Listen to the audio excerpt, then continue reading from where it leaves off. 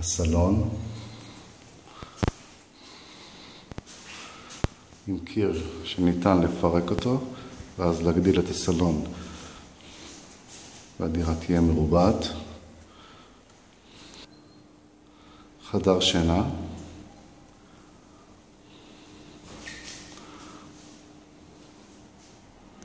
שטח לפינת אוכל,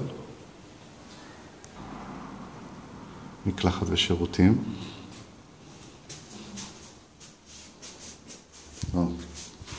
שירותים, חדר שינה נוסף שניתן לפרק את הקיר ולהגדיל אותו, מרפסת שניתן להרחיב ולשבור את הקיר הזה ולהגדיל את חדר השינה,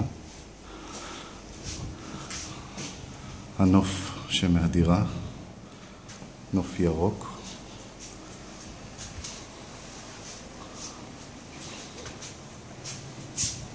חזרה לסלון ולכיוון פינת האוכל ולחדר שינה ולכיוון יציאה מהדירה.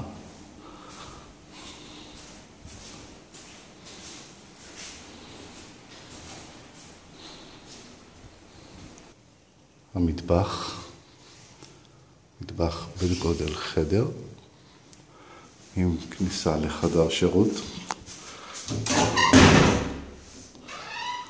כמובן שניתן לפרק את הקיר הזה ולהרחיב את המקלחת ושירותים.